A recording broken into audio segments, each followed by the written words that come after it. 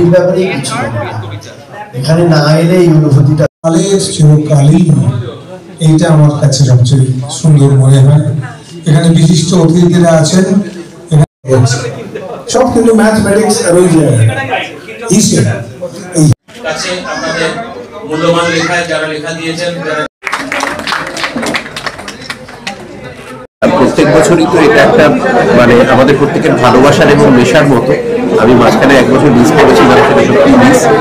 আর আরো নতুন প্রচুর কালেকশন দেখতে পাচ্ছি, নতুন করে যারা সংগ্রহ তারা নতুন আরো অনেক কিছু সংগ্রহ করে এনেছেন, আমাদের সমৃদ্ধ করছেন, তার মধ্যে দিয়ে নতুন অনেক কিছু জানতে পারছি এবং যে সারা দেখতে পাচ্ছি সেটাও আগের তুলনায় আরো বাড়ছে প্রত্যেক বছর, সেটা খুব আনন্দের।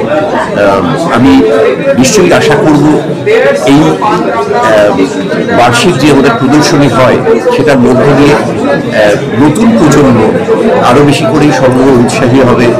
তারা পুরনো পারিবারিক হোক বা বন্ধু বান্ধবদের কাছ থেকে সেই প্যাটার্ন তুলে দেবে এবং এই ধারাকে অব্যাহতভাবে। আপনার মনে হয় এই ফিউচার জেনারেশনের জন্য এরকম এক্সিবিশন আরো দরকার আছে? নিশ্চয়ই দরকার।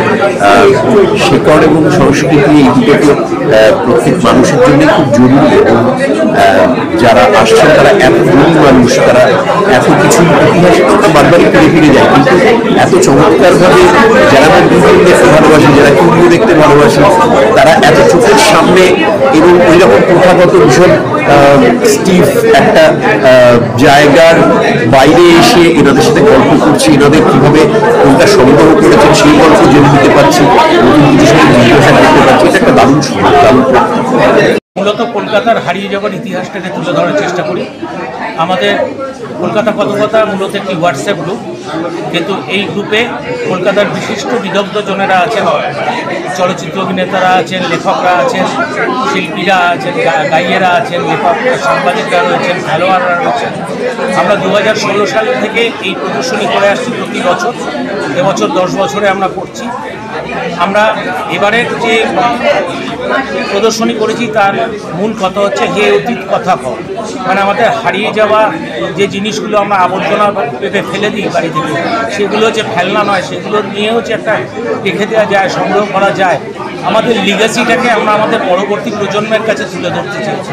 আপনার মনে হয় পরবর্তী প্রজন্মের জন্য এই এক্সিবিশনগুলো কতটা ইউজফুল, মানে আপনি কি বলতে চান এই বিষয়ে? আমরা তো চেষ্টা করছি, আমার তো একার দ্বারা বা আমাদের সঙ্গে যে 30 জন সংগ্রাহক আছে তার দ্বারা তো হবে না, সবাইকে এগিয়ে আসতে হবে।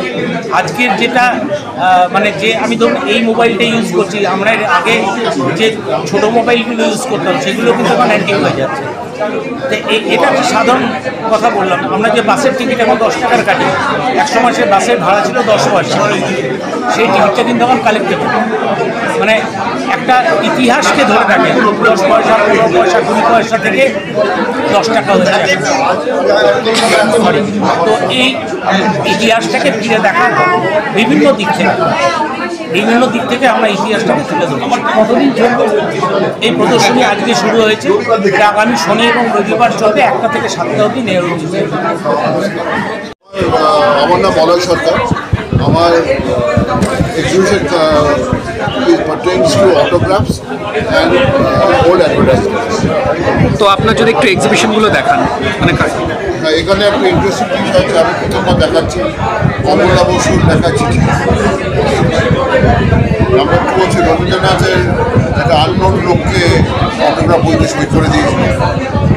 দেন Bharat Sevashram Sangha, my family attach for more than 70 years, সেখানে ভারত সেবাশ্রম সংঘ যখন গয়াতে আশ্রম করেছিল তার অ্যাপ্রিলটা এখানে দেওয়া আছে। ওয়ান ইজ রবীন্দ্রনাথ ঠাকুর পয়সাতে গেছিলেন একটা রেয়ার পুরোনো ছবি, it's not found in any internet also today.